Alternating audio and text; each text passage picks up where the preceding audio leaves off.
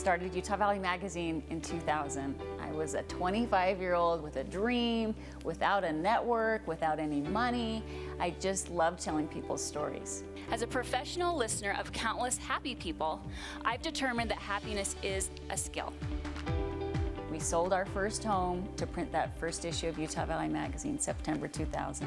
And when that first issue came out with Karen Ashton on the cover, I thought I had reached the pinnacle of my career. I was so proud of it and so excited.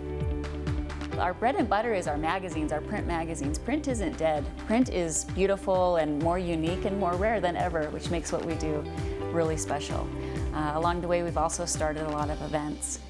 One of the things that I'm most proud of is that we do the UV50. So for 15 years now, we've held an event and done a magazine where we document the top 50 companies in Utah Valley. I think of it as like Inc. 500, just for Utah Valley. And it's been a blast to highlight startups to watch and fastest growing companies. Every person I've interviewed has taught me something. And so I feel like over and over again, I've earned my business degree by interviewing CEOs and sitting at their desks, and some of them in their homes, and learning about their story, what they've done right, some of the mistakes that they've made. And over again, I've learned from them and been able to tell their stories, but also change my own story by what I've learned through all of these interviews. It's a great honor. The Silicon Slopes community has done so much for our state and beyond, not just in tech, but in generosity and in setting a culture of inclusion and camaraderie and excitement. I love being part of this community, and being honored in this way is really meaningful to me. I hope someone mentions it in my obituary. It was against all odds that this area would become the tech hub of not just the country, but the world. Like, everyone's looking at Utah right now. Silicon Slopes has an amazing history already, but the future looks amazing as well. I feel like we've figured out a lot of things that the rest of the country is trying to grapple with. The Silicon Slopes community comes together to solve problems like computer science in classrooms and the different generous things, the camaraderie, the recruiting. There's so much that we've learned together in this community, and I think that's a model not just for tech, but for how we should all do things, politics, education. We need to come together and not compete, but throw all our ideas on the table and say, how could we come away with this with a better world? There are a lot of good days ahead, and we're in the right place. Utah is on fire right now, and I wouldn't want to be anywhere else.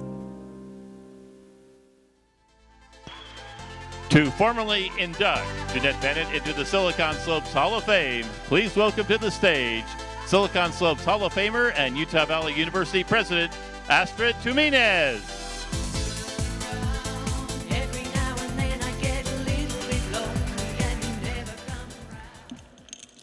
The best arguments in the world won't change a person's mind. The only thing that can do that is a good story. Richard Powers, Pulitzer Prize-winning author. Jeanette Bennett is a master storyteller. She has been telling the stories of Utah since she founded Utah Valley Magazine in 2000 and BusinessQ Magazine in 2003. As CEO of Bennett Communications, her team produces over 25 magazines annually. She's chair-elect of United Way of Utah County, serves on many boards, and is a trustee of Utah Valley University. She was also recently appointed the Chief Visionary Officer at Thanksgiving Point. Woo! Okay. Green pom-poms, just imagine them.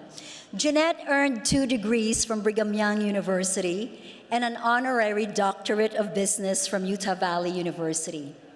She was named Top Woman Entrepreneur in Media in 2018 and honored in New York City alongside Martha Stewart. When she was a little girl, Jeanette was known as a quiet student who would surprise everybody by winning academic contests. In first grade, she won a reading contest and read 234 books. The second place winner, left in the dust, read only 50 books. Give that a round of applause. Amazingly also, Jeanette is a cancer survivor, a former state Senate candidate, an off-again, on-again runner, and perpetual cheerleader for the state of Utah. Recently, she and I got to travel together to New York City to help ring the closing bell of NASDAQ, and there was no better feeling than Jeanette and I standing on Times Square and watching our faces on the giant NASDAQ billboard. In 2018, when I was announced as the 7th and first female president of UVU, I remember a blonde journalist walking up to me and asking me how it felt and what was it like to become this first female president. As I told Jeanette my story in brief, I could tell that it made sense to her, that she felt it, that she had empathy for that story, because not only is she a master storyteller, but she's a master story builder of her own life and this amazing career that she has built in storytelling and communications in Utah. Ladies and gentlemen, please welcome to the stage the brilliant and inimitable Jeanette Bennett.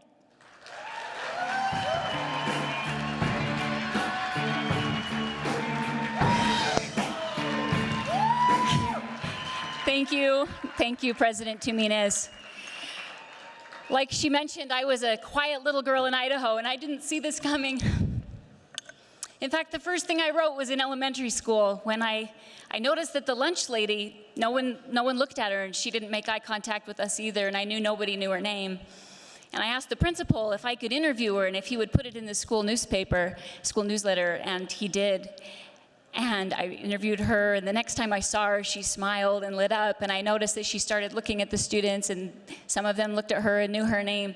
And I was so excited that my words had made a difference to her, and other people got to know her because of what I wrote.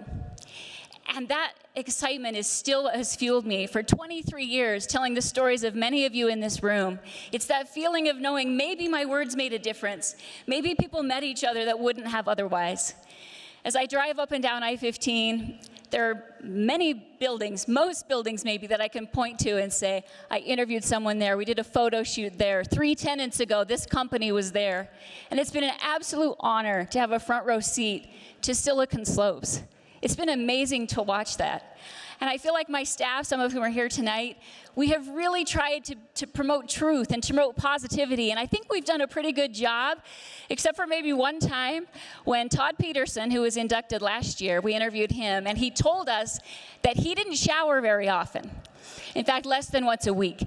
That was quite interesting. And so, of course, we included it. Later found out he was pranking us. So I just want to set the record straight. Despite what you read in BusinessQ Magazine, Todd Peterson has great hygiene. I've been influenced by everyone I've ever interviewed.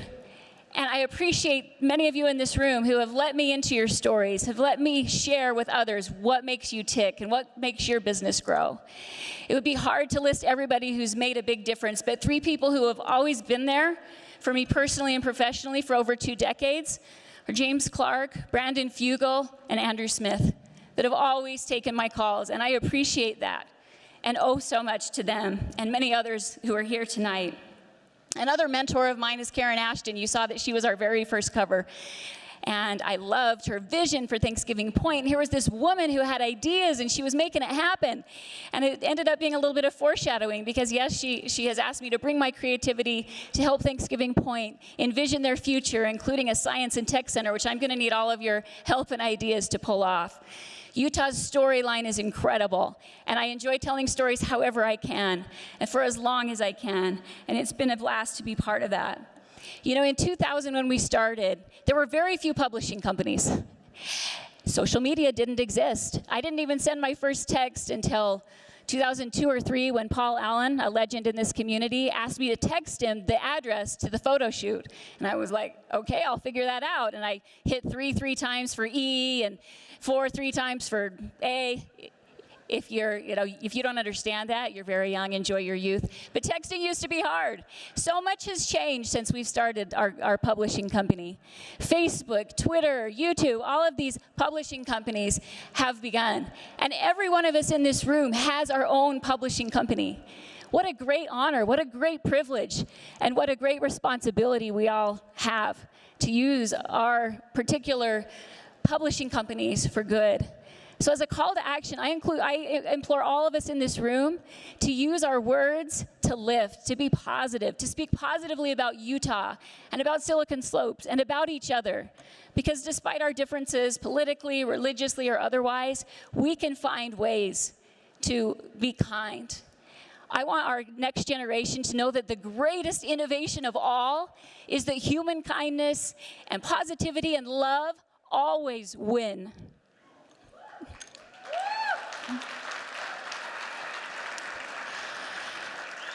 And in the spirit of love, I want to share how much I love my family. Here at this front table, they're incredible. My parents and my kids are here. Couldn't have done it without them. They've made sacrifices along the way to help and support me and to be part of this story. My staff is here today, my girlfriends, my girl squad. Thank you to all of you. Thank you to Silicon Slopes. This is a tremendous honor, and I look forward to telling your stories for years to come. Thank you so much.